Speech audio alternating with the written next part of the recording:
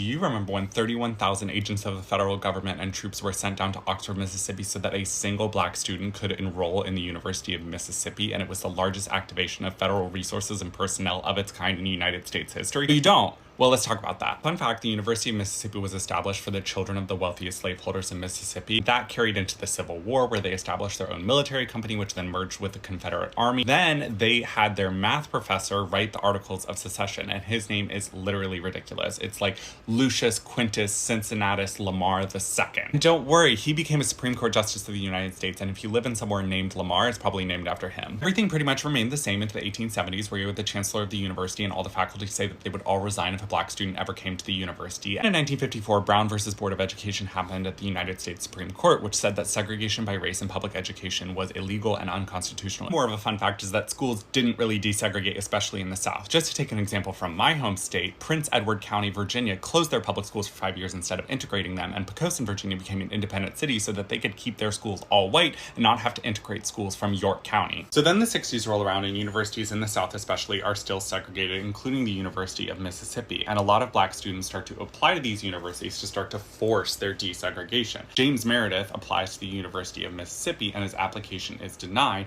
but he reapplies and his application is held for 20 months and he files a lawsuit against the university, which goes all the way to the Supreme Court, in which they state he needs to be admitted to the university. The politicians in Mississippi panic because if they allow integration, then the population is going to see them as weak for allowing the integration of the prestigious white institution. So they pass a law saying that no one convicted of a crime could gain admittance to any of the institutions in the state, and then they charge Meredith with voting fraud, but those charges were almost immediately thrown out. It gets to the point where the U.S. Department of Justice is going to charge the board of the university with contempt and obstruction of justice, so they shift all of their powers to the governor of Mississippi. Then the governor of Mississippi, Ross Barnett, goes on this whole campaign where he's like, we're not going to follow any of the instructions of the White House. He's making speeches at football games being like, I'm protecting the heritage of the South, and he offers admittance and tuition for any school around the country as long as it's not in Mississippi. The reality of the situation was the government was trying to exploit the public, even though he knew integration was inevitable. So he offered to enroll James Meredith in the university as long as federal officials pulled their guns on his head so that pictures could be taken of it. So September 30th rolls around and James Meredith goes on campus to enroll for the fall semester, and he's accompanied by hundreds of federal officers. But the perimeter of the university is blocked off by state police because they want to prevent anyone who's not faculty or students from being on campus. The problem was the state police didn't actually want any peace to happen. The KKK was starting to surround the area, and they realized that if they just took down the barricades, then the KKK would have access to the Lyceum,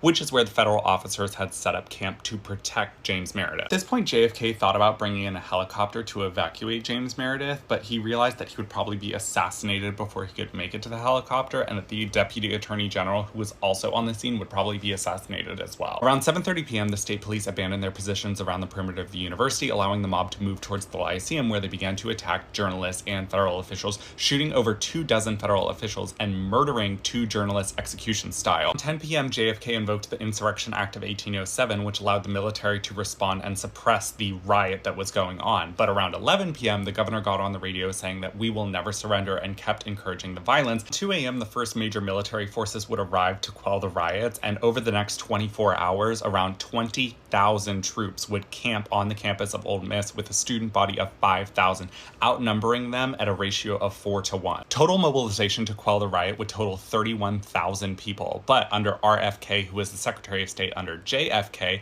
they would remove 4,000 black soldiers from the area due to local sensitivities. Finally, on October 1st, James Meredith was admitted into the University of Mississippi as the first black student. Although some white students associated with James Meredith during his time earning a political science degree at Ole Miss, he continually received death threats from the KKK and other hate groups, as well as individuals, which required him to have protection through most of his degree. Also, James Meredith is still alive. He released a book. This was not that long ago.